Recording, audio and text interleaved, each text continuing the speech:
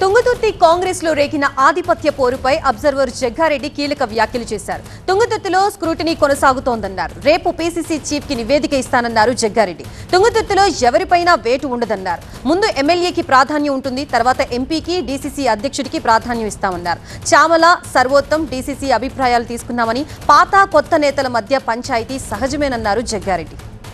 తుంగతుర్తిలో మండల కాంగ్రెస్ అధ్యక్షుల నియామకం నేతల మధ్య చిచ్చురేపింది. మందుల శామ్యుల్ వర్సెస్ చామల కిరణ్ వర్గాలు పోటాపోటీ ధర్నాలకు దిగుతూ ఉండటంతో ఈ పంచాయతీ కాస్త గాంధీభవన్కి చేరుకుంది. ఈ ఇష్యూని మొత్తం టేకప్ చేసిన జగ్గారెడ్డి ఎంపీ చామల వర్గంతో ఇవాళ ఎమ్మెల్యే శామ్యుల్ వర్గంతో మాట్లాడారు.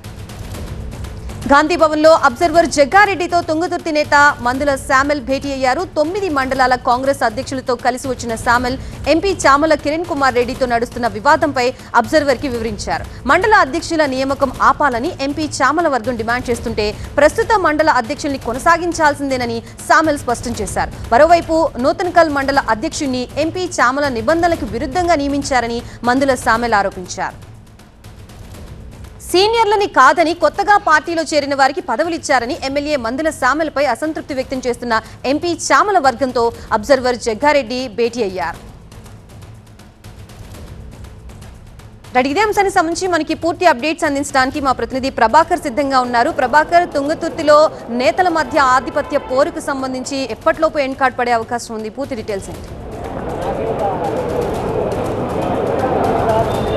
దాదాపు 3 రోజుల నుంచి సాగుతున్న ఈ ఎపిసోడ్కి ఈ రోజుతో ఎండ్ కార్డు పడ్డట్లే అనేది జగ్గారెడ్డి చెప్తున్నారు. జగ్గారెడ్డి ఈ ఇష్యూ మొత్తానికి అబ్జర్వర్గా ఉన్నారు. నిన్న చామల వర్గానికి సంబంధించిన నేతలతో తన అభిప్రాయాలు తీసుకున్నారు. ఈరోజు మందుల శామ్యుల్ తుంగతుర్తి ఎమ్మెల్యే అభిప్రాయాలు కూడా తీసుకున్నారు. దాంతోపాటుగా 9 మండలాలకు చెందిన మండల ప్రెసిడెంట్స్కి సంబంధించి 1-to-1 మీటింగ్స్ కూడా జగ్గారెడ్డి పెట్టుకున్నారు. సో దానివల్ల వచ్చే ఫీడ్బ్యాక్ అంతా కూడా దాన్ని మొత్తం క్రోడీకరించి రేపు పీసీసీ చీఫ్కి ఆ రిపోర్ట్ని అందజేస్తాం. ఇది కేవలం వ్యక్తుల మధ్య, లీడర్ల మధ్య కాంగ్రెస్ పార్టీలో ఉన్న అంతర్గత ప్రజాస్వామ్యం వల్ల ఏర్పడ్డ గ్యాపే తప్ప పార్టీలో విభేదాలు కాదు అనేది జగ్గారెడ్డి ఇచ్చిన క్లారిటీ. దాంతోపాటుగా బేసికల్గానే కాంగ్రెస్ పార్టీలో ప్రజాస్వామ్యం ఎక్కువ. సో దానివల్ల కొన్ని విభేదాలు వస్తాయి, కొంత డామినేషన్ కొత్త పాతకు మధ్య ఉంటుంది.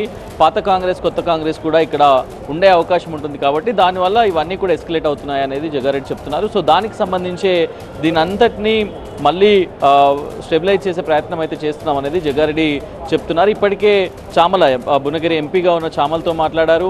దాంతోపాటుగా సర్వోత్తం రెడ్డి సూర్యాపేట ఇన్ఛార్జిగా ఉన్నారు. సో ఆయనతో కూడా నిన్న మాట్లాడారు. దాంతోపాటుగా ఈరోజు మండల పార్టీ అధ్యక్షులు అట్లాగే మందుల శామ్యుల్ వీళ్ళందరితో కూడా వాళ్ళ అభిప్రాయాలు తీసుకున్న తర్వాత పూర్తి స్థాయిలో ఒక రిపోర్ట్ని అయితే అందజేస్తామని చెప్తున్నారు.